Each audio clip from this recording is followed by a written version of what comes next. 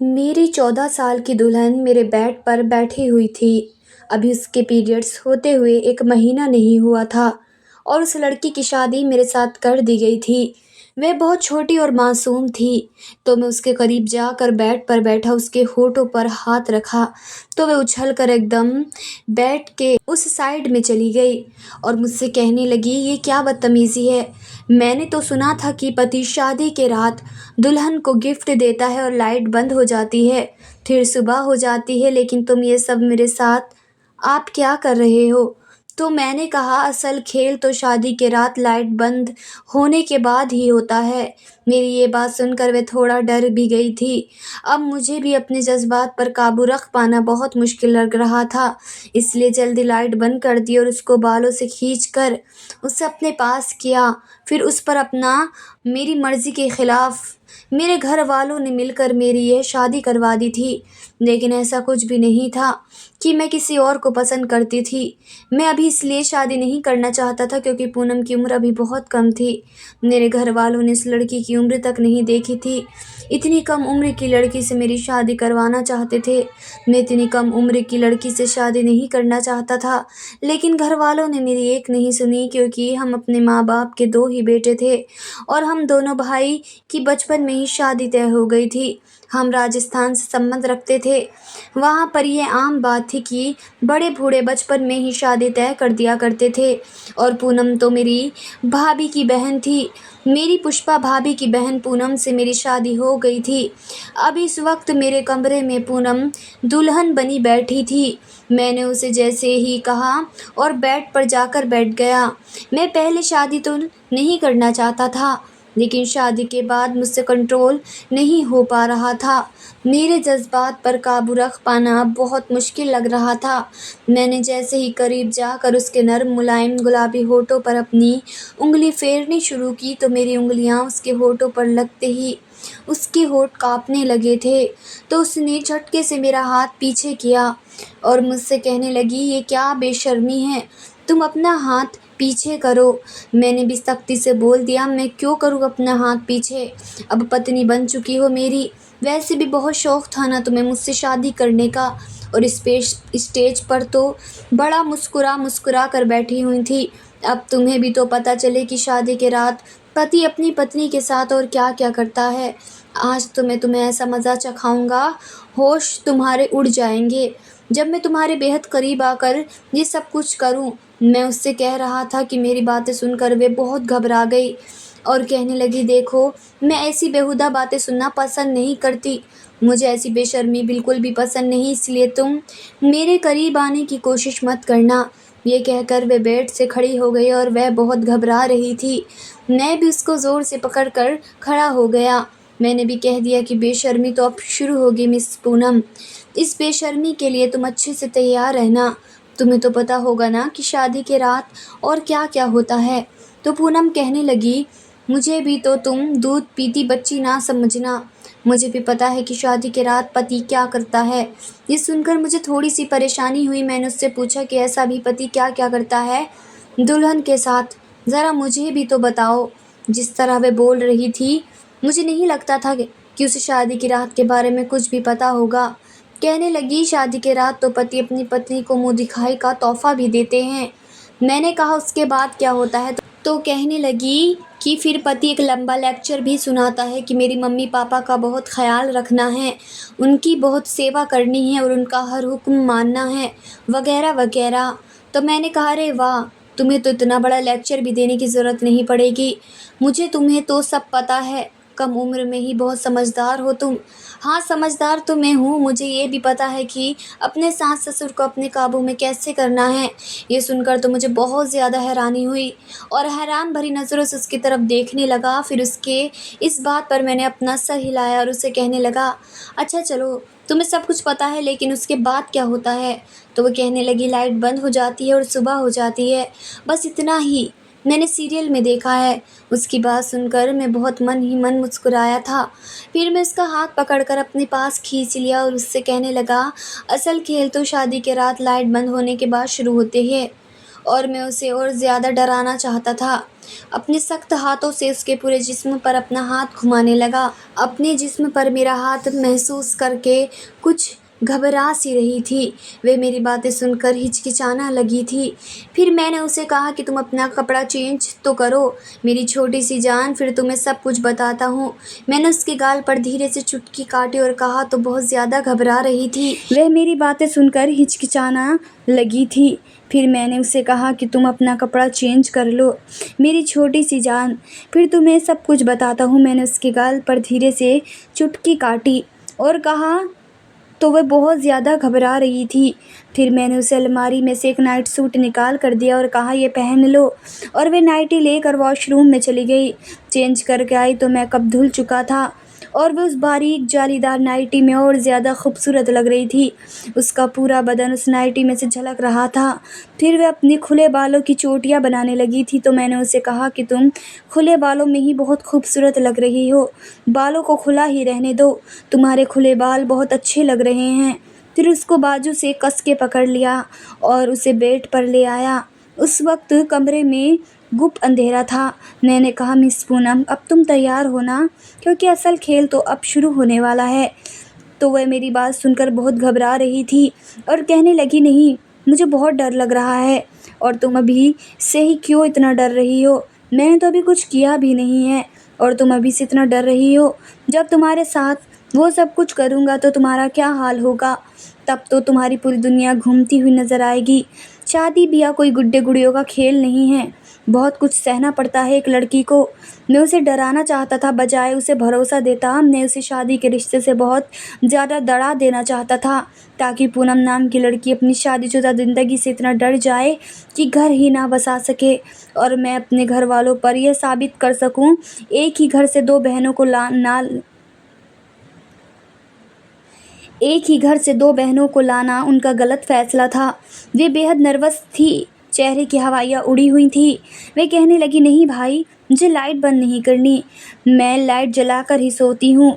मैंने कहा ऐसे कैसे पूनम, यूँ तो नहीं होगा ना जाने मन, लाइट तो बंद करनी पड़ेगी ना। आखिर तुम्हें लाइट बंद करने के पीछे की कहानी भी तो पता चलनी चाहिए कि क्या होती है। शादी के रात लाइट बंद करके बहुत शौक था ना तुम्हें, अच्छे कपड़े, जेवर, मुँह दिखाई, महंगे तोहफे, फिर ये सब देखने में बहुत अच्छा लगता है, लेकिन असल हकीकत कुछ और होती है और वह मैं तुम्हें आज बताऊंगा। मैंने बल्ब बंद किया और बड़ी ज़ोर से उसकी कलाई पकड़ी, उसे अपने करीब किया। जैसे ही उसे अपने सीने से लगाया तो उसको ज़ोर से वह चिल्ला उठी। जल्दी वह मुझसे पीछे हट गई और बल्ब भी ऑन कर दिया। कहने लगी मुझे अपनी दीदी के पास जाना है।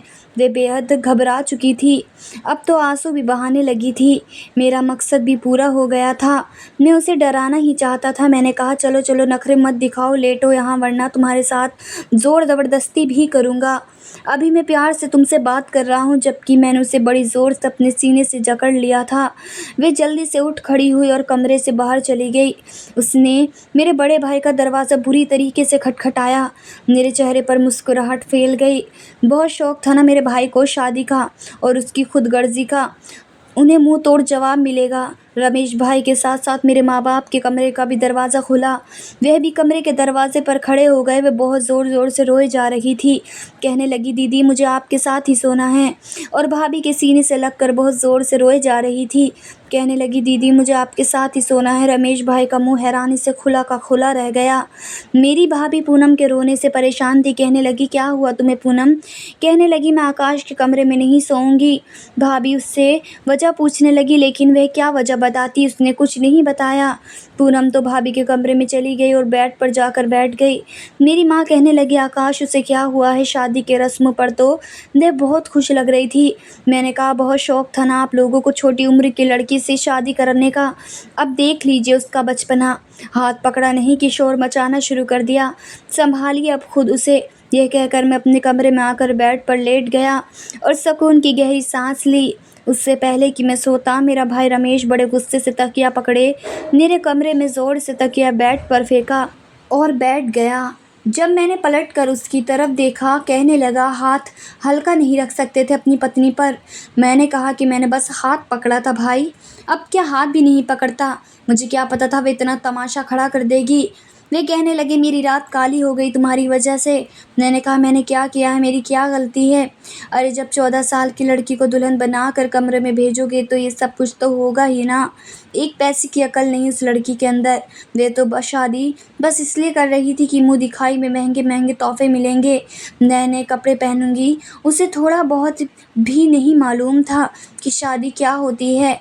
रात आपकी नहीं मेरी भी तो काली हो गई है, इसलिए आप चुपचाप सो जाइए। ये कहकर मैंने बल्ब ऑफ किया और सो गया, लेकिन भाई को तो शायद नींद नहीं आ रही थी। मेरा भाई करवट पर करवट बदलते ही जा रहा था। मैंने कहा भाई सुकून से सो जाओ और मुझे भी सोने दो। कहने लगा मुझे नींद नहीं आ रही, बदतमीज़ कहीं का। पत्नी को कुछ वक्त नहीं दे सकता था, मेरी रात तो काली ना होती। मैंने दिल में कहा आपके साथ तो ऐसा ही होना चाहिए, खुद तो शादी किए मेरी भी करवा दी। मैं रोता रहा, कहता रहा भाई मेरे लिए माँ से बात करो, मुझे अभी शादी नहीं करनी। लेकिन नहीं, अब मज़ा आ रहा है ना, जब पत्नी के बगैर शादी की रात गुजारनी पड़ेगी। बहुत अच्छा हुआ, ये शुरुआत है, देखिए तो सही उस नादान लड़की को मैं कितना डराता हूँ। रोज़ आकर आपके कमरे में ही सोएगी और आप यहाँ मेरे कमरे में। मैंने दिल में इरादा कर लिया ताकि अपने माँ बाप की उस बात को झूठा कर रख दूँ कि एक घर से दो बहनें नहीं लानी चाहिए, और मेरे इस व्यवहार से अगली 7 पुश्तों तक कोई भी ये गलती नहीं करेगा। फिलहाल अगली सुबह पुष्पा भाभी और पूनम दोनों ही कमरे में एक साथ बाहर आईं। मम्मी नाश्ता बना कर रख चुकी थी। मेरा भाई का मूड बड़ा ख़राब था, बार बार पुष्पा भाभी को देख रहे थे। वे बेचारी नज़रें चुरा रही थी, जैसे वे कह रही हो मेरी क्या गलती है। पूनम जब भी मुझे देखती तो मैं उसे घूरने लगता, जल्दी से मुझसे घबरा कर नज़रें नीचे कर लेती। मैं चाहता था कि उसके दिल में अपना डर बैठा दूँ कि वे मेरे करीब ही ना आए और मेरे कमरे में आने की कोशिश ही ना करे। मैं तो अपने दिल में बहुत ही खुश हो रहा था और मुझे तसल्ली भी थी कि ये लड़की मेरे कमरे में नहीं आने वाली। पूरा दिन मैं भाभी के कमरे में ही रही और मेरा भाई पूरा दिन आंगन में जले पैर की बिल्ली की तरह चक्कर चक्कर काट रहा था। 2 घड़ी उनको भी अपनी पत्नी के साथ नसीब नहीं हुई, लेकिन मैं बहुत खुश था और बड़े मज़े में अपने कमरे में फिर रहा था। दिल किया तो दोस्तों में चला गया। 4 दिन के बाद इन दोनों बहनों का पग फेरा भी था। आज हम दोनों भाइयों की शादी का छठा दिन था। हमारे घर पर मेरे ससुराल वाले आए थे। आज रमेश भाई बड़े तैयार होकर बैठे थे। उन्हें देखकर मेरी हंसी नहीं रुक रही थी।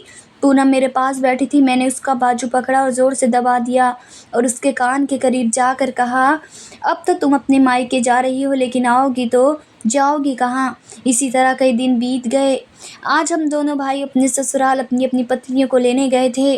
वापस आने पर फिर से मैंने पूनम को डराया, आज क्या करोगी, कब तक बचोगी मुझसे?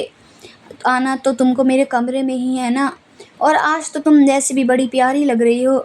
आज तो मैं सही में तुम्हें कच्चा चबा जाऊंगा। लेकिन वे आज बिल्कुल चुपचाप गुमसुम सी बैठी थी। अब उसकी चंचलाहट उस एक रात में ख़त्म हो चुकी थी। वह बार बार मेरे हाथ से अपना हाथ छुड़वाने की कोशिश कर रही थी। कुछ देर के बाद मैंने उसका हाथ छोड़ दिया। अब हम घर पहुंच चुके थे और भाई ने भाभी को साफ साफ कह दिया था कि आज चाहे तुम्हारे कमरे का दरवाज़ा कोई भी पीटे या तोड़ दे, तुम दरवाज़ा नहीं खोलो। इसलिए वह पूनम को समझा रही थी कि देखो इस तरह से नहीं करते, लेकिन मैं अपनी दीदी के दोनों हाथ पकड़कर आंगन में बैठी हुई थी। वह कहने लगी मुझे नहीं जाना उसके कमरे में, मुझे उससे बहुत डर लगता है। भाभी उसे समझाने लगी कि ऐसा कुछ भी नहीं होता, वह तुमसे मोहब्बत करता है, तुम्हें कुछ भी नहीं कहेगा। वह कहने लगी आपको नहीं पता उन्होंने मेरे साथ क्या कुछ किया है। भाभी उसे पर्दे पर्दे में सब कुछ समझा रही थी। अगर शादी के बंधन में पति पत्नी एक साथ होते हैं तो वे जिस्म और एक जान होते हैं। इसमें डरने की और कमरे से भागने की कोई बात नहीं होती। फिर भी पूनम अपनी ज़िद पर अड़ी रही, मैं नहीं जाऊंगी, मुझे नहीं करनी कोई शादी वादी, मुझे पापा के घर भिजवा दीजिए, मैं वहाँ रह लूँगी। देखो ये सब अब तो नहीं हो सकता ना, उस वक्त तो तुम्हें कोई एतराज़ नहीं था, तुमने कहा था ठीक है, तुम्हें शादी करने से कोई एतराज़ नहीं था।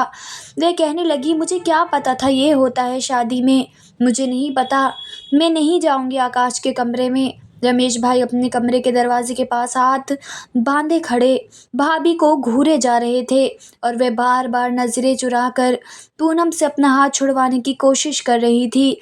उसे समझा रही थी आकाश तुम्हें कुछ नहीं कहेगा, कुछ तो अक्लमंदी दिखाओ, क्या बचपन है पूनम, देखो इस तरह नहीं होता। लेकिन मैं रोने लगी, कहने लगी नहीं दीदी प्लीज़, मुझे घर भिजवा दीजिए। उस वक़्त मैं अपने कमरे में नहीं था। दरवाज़ा खुला हुआ था लेकिन अंदर से ही सारा नज़ारा दिखाई दे रहा था। बड़ी मुश्किल से भाभी ने उसे समझा-बुझा कर मेरे कमरे तक ले आईं।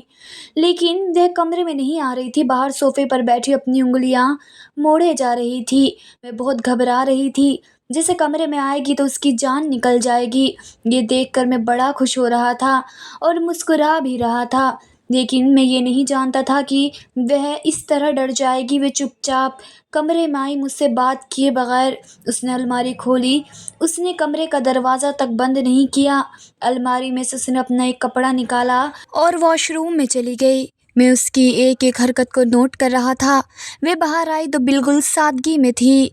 फिर धीरे से अपना तकिया उठाया और चादर उठाकर बाहर जाने लगी। मैंने कहा, तुम कहाँ जा रही हो? कहने लगी, मैं बाहर आंगन में सोऊंगी।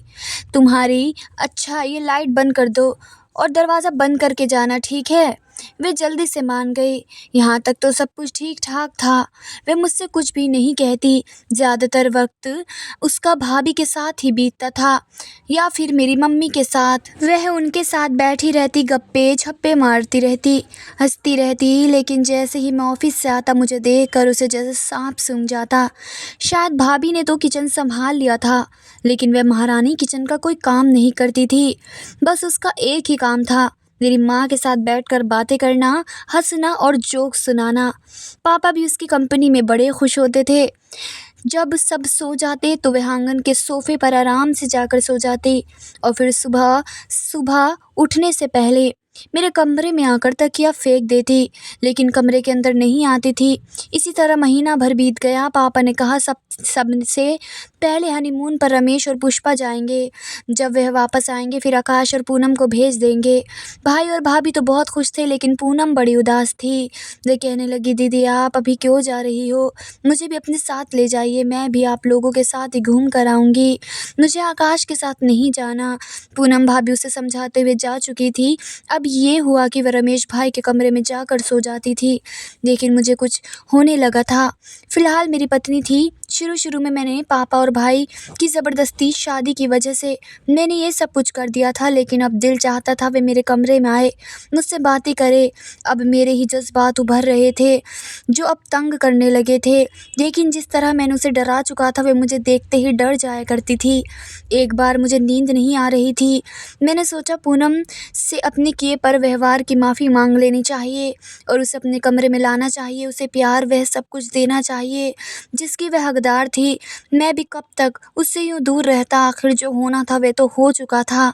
फिर मैं अपने कमरे से बाहर आया। मैंने रमेश भाई के कमरे का लॉक घुमाया तो दरवाज़ा खुल चुका था। मैंने हल्का सा दरवाजे को नॉक किया, लेकिन अंदर बिल्कुल खामोशी थी। मैंने फिर हल्का सा दरवाजे को बजाया, लेकिन पूनम ने अंदर से कोई रिस्पॉन्स नहीं दिया। तो मैंने उस खिड़की को थोड़ा सा खोल दिया। वे बेखबर होकर बेड पर सो रही थी। उसके बालों की लट हवा में उड़कर उसके चेहरे पर बिखरी हुई थी। उसके हुस्न को और भी ज़्यादा चार चांद लगा रही थी। शायद मेरी ही नज़र बदलने लगी थी। बस मैंने सोचा, बहुत हो चुका, मेरा गुस्सा अब ख़त्म कर लेना चाहिए। रमेश भाई की तरह अपनी शादीशुदा ज़िंदगी बिताना चाहता था। रमेश भाई को गए हुए अभी 8 दिन हुए थे और अभी 8 दिन के बाद उसको वापस भी आना था। फिर मुझे पूनम के साथ जाना था। मैं चाहता था इससे पहले पूनम के साथ दोस्ती कर लूँ। मैंने धीरे से पूनम को आवाज़ दी, लेकिन मैं बड़ी गहरी नींद में सो रही थी। कमरे की खिड़की इतनी बड़ी नहीं थी कि उस खिड़की से अंदर जाकर जगा सकता, लेकिन इसलिए मैंने खिड़की के कांच को खटखटाया। उठो, यह भी डर था कहीं मेरी आवाज़ माँ पापा के कमरे में न चली जाए। बड़ी मुश्किल ही सही उसने अपनी आंखें खोली। मुझे खिड़की के पास देखकर वहाँ आ गई। मुझसे कहने लगी, क्या है? मैंने कहा, क्या रोज़ रोज़ का तमाशा बना लिया है तुमने? चलो अपने कमरे में आओ।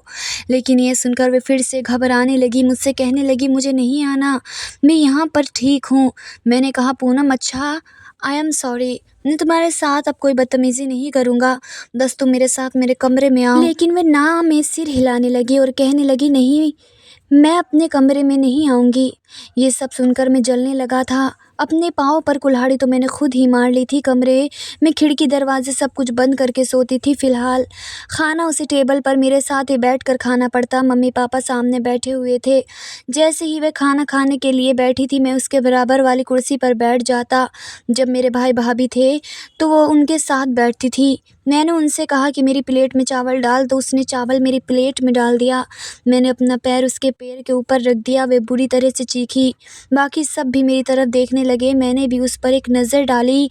वो मेरे पाँव के नीचे से अपना पाँव हटाने की कोशिश कर रही थी, लेकिन उसकी इस तरह चिल्लाने पर मैंने अपना पैर नहीं हटाया, गुस्से से और दबाना शुरू कर दिया। अपने पैर का अंगूठा उसके पाँव से होता हुआ ऊपर की तरफ ले जाने लगा। मैं अपना पाँव पीछे करती थी, फिर मैं उसके पाँव तक पहुंच जाता था। वे इस तरह नर्वस थी, उसने खाना भी ठीक से नहीं खाया था। जब से भाभी गई थी, सारा काम उसके सर पर आ गया था। माँ से पूछ पूछ कर खाना भी बना लेती थी और ठीक ही बनाती थी।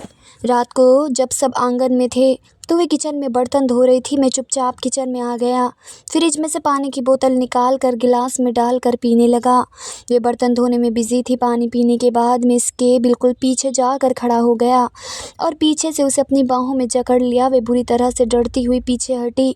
मैंने उसका मुंह अपने हाथों से दबा लिया और अपनी बाहों में जकड़ लिया था। वो बुरी तरह से उछल रही थी, पीछे पलट कर देखने की कोशिश कर रही थी, पर मैं उसके कंधे पर अपना सर रख चुका था। मैंने कहा, मुझसे इतना भागती क्यों हो? पति हूँ तुम्हारा। कहने लगी, आकाश मुझे छोड़ो प्लीज़।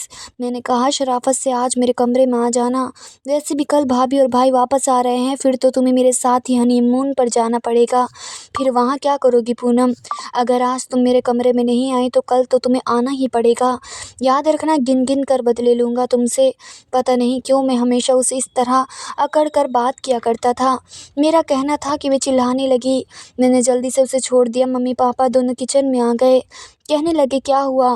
तो कहने लगी, कॉकरोच है माँ। कहने लगी, कहाँ है? कहने लगी, अभी सेल पर था, पता नहीं कहाँ गया। मैं समझ गया मुझसे पीछा छुड़ाने के लिए उसने ये सब कुछ किया था। मैं गुस्से से अपने कमरे में चला गया। अगले दिन भाभी और भाई आ गए। अब तो हमारी शादी को 2 महीने बीत चुके थे, लेकिन मिस पूनम थी कि मेरे काबू में नहीं आ रही थी। सबके सोने के बाद वे आंगन में तकिया रख कर लेट जाती थी। तभी मैं कमरे से बाहर आया, उसकी कलाई पकड़ी। मैंने कहा, शराफत से कमरे में चलो। कहने लगी, मैं नहीं जाना। अगर आपने ज़बरदस्ती की तो मैं चिल्लाना शुरू कर दूँगी। मैंने कहा, ठीक है, शौक़ से चिल्लाओ। ये कहकर मैंने उसके मुंह पर हाथ रख दिया था और ज़बरदस्ती उसे कमरे में ले आया और लाइट बंद कर दी। इसे बेड तक लाया ही था कि रमेश भाई की दरवाज़ा खटखटाने की आवाज़ आई और वह माँ का दरवाज़ा खटखटा रहे थे। माँ ने दरवाज़ा खोला तो कहने लगे, पुष्पा की तबीयत बहुत ज़्यादा ख़राब है, माँ आकर देखिए उसे क्या हुआ है। बात कुछ ऐसी थी, मुझे पूनम को छोड़ना पड़ा। वह भी जल्दी कमरे से बाहर निकल गई। भाभी की उल्टी नहीं रुक रही थी, बेहाल हो चुकी थी।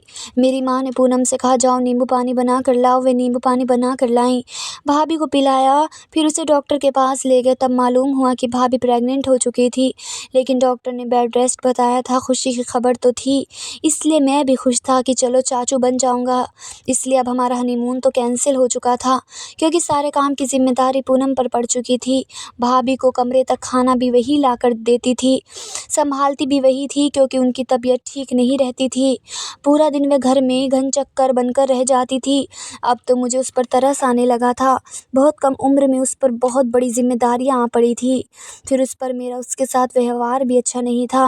मुझे खुद पर भी अफसोस होने लगा। बेचारी थक जाती थी, फिर उसे सोफे पर सोना पड़ता था। एक दिन मैंने उसे कहा कि देखो, मैं तुम्हें कुछ नहीं कहूँगा, तुम्हें हाथ तक नहीं लगाऊंगा, लेकिन प्लीज़ बेड पर आराम से सो जाया करो। कुछ नहीं कहूँगा। तुम्हें कहने लगी, लाइट तो बंद नहीं करोगे? मैंने कहा, नहीं करूँगा लाइट बंद। उसके बाद से मैं किचन में भी उसके साथ काम में मदद करवा देता था। एक दिन मैंने उससे कहा, मुझसे दोस्ती करोगी? कहने लगी, नहीं, मुझे आपसे दोस्ती नहीं करनी, आप अच्छे इंसान नहीं हैं। मैंने कहा, क्यों? मैं क्यों अच्छा इंसान नहीं हूँ? अब तो मैं तुम्हारी हेल्प भी करता हूँ। वे कहने लगी, वह तो करते हैं, लेकिन फिर भी मुझे आपसे डर लगता है। मैंने कहा, देखो, अब तुम्हें मुझसे डरना नहीं चाहिए, मैं तुम्हारा दोस्त बन जाऊँगा ना। इसलिए कहने लगी, आप मेरे साथ कोई ज़बरदस्ती या बदतमीज़ी तो नहीं करेंगे ना? उस दिन जो तुमने किया था तो मेरा सांस भी रुक गया था। मैंने कहा, अब मैं तुम्हें हाथ भी नहीं लगाऊंगा। तुम बस मुझसे दोस्ती कर लो। कहने लगी, मेरे करीब तो नहीं आओगे? मैंने कहा, नहीं, करीब नहीं आऊँगा जब तक तुम नहीं चाहोगी। वे मेरी बात मान गई। अब मुझसे बातें करने लगी। अब तो बहुत हंसी मजाक भी कर लिया करती थी, मौज मस्ती भी हो जाती थी। रात को जब सारे काम से फ्री होती तो उसे मोटरसाइकिल पर बाहर ले जाकर आइसक्रीम भी खिला कर लाता। काफ़ी अच्छी लड़की थी। मैं अब मान चुका था कि अनजाने में मैंने उसके साथ गलत कर दिया था।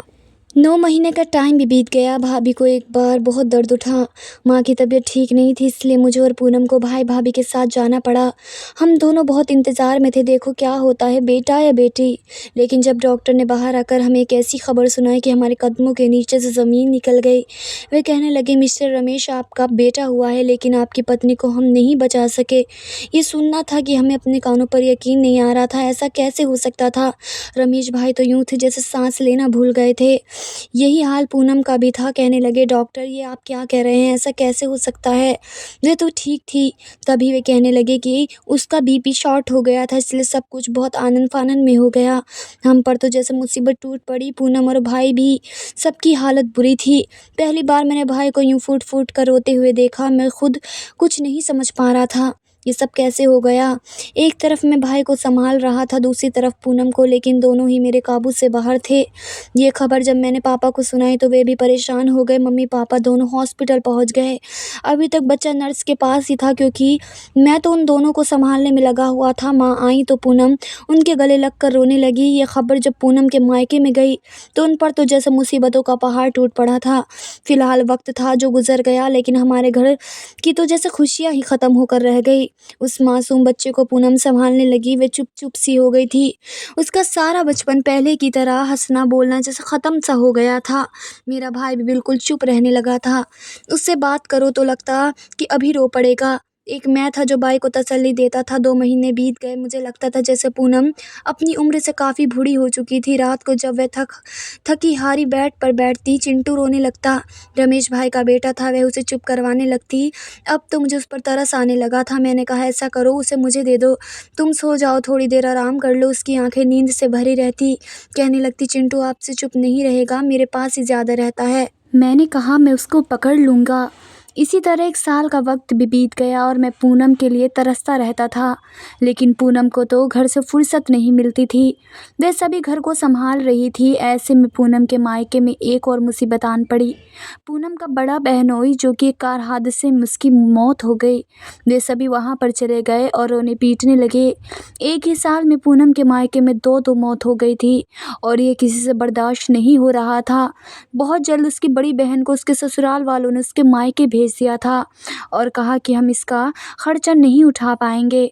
इसी तरह मेरे घर वाले और पूनम के घर वाले एक साथ इकट्ठे हुए और रमेश भाई की शादी पूनम की विधवा बहन से करा दी गई थी। पूनम की विधवा बहन के 2 बच्चे भी थे। हमने उन बच्चों को भी अपना लिया था। इस तरह पूनम मेरे करीब और आ गई, क्योंकि ये आइडिया मैंने ही दिया था। अब वह मुझसे प्यार भरी बातें करने लगी थी और मेरे करीब भी आने लगी थी। अब बहुत समझदार हो गई थी और जज्बातों को भी समझने लगी थी और वह भी मुझसे प्यार भरी बातें करने लगी थी। इस तरह हम दोनों एक दिन मिलन हुआ और इस तरह हम 2 जिस्म एक जान हो गए थे। 6 महीनों के बाद ही पूनम भी प्रेग्नेंट हो गई। पूनम की बहन बहुत ही अच्छी थी। रमेश भाई उसको बहुत खुश रखते थे और उसके दोनों बच्चों को भी बाप का नाम देकर बड़ा कर रहे थे। इधर चिंटू भी बड़ा हो रहा था। इस तरह हमारा हंसता खेलता परिवार फिर से एक बार मुस्कुरा उठा था। पूरे 2 महीनों के बाद पूनम ने एक प्यारी सी बच्ची को जन्म दिया, जिससे मेरी खुशियों में 4 चांद और लग गए थे। आप लोगों को कैसी लगी मेरी कहानी? क्या मैंने पूनम के साथ शुरू में जो किया था वह ठीक था? मैं कहाँ 2 बहनों को एक घर में आने से नाराज़ था। उस हादसे के बाद तो हमें तीनों बहनों को इस घर में लाना पड़ा। मैं इस मामले में गलत था या सही, आप लोग कमेंट में ज़रूर बताइएगा। इस तरह के बाल विवाह राजस्थान में, बिहार में होते रहते हैं। इस तरह की आप बीती आप लोगों को ज़रूर सुनने को मिल जाएगी। लेकिन मेरी आप बीती आप लोगों को कैसे लगी?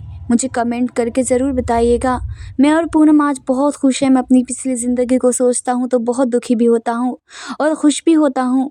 अगर कुछ बुरा हुआ था तो फिर अच्छा भी हुआ था। अगर आपको आज की कहानी पसंद आई तो वीडियो को ज़रूर लाइक कीजिएगा और अपने दोस्तों के साथ शेयर भी कीजिएगा। और हाँ, अगर आपने अभी तक हमारे चैनल को सब्सक्राइब नहीं किया तो ज़रूर सब्सक्राइब कर लें। मिलते हैं हम कल की एक और नई दिलचस्प कहानी के साथ। मुझ पर सदा अपना प्यार और स्नेह बनाए रखें। सभी को मेरा प्यार भरा नमस्ते दोस्तों।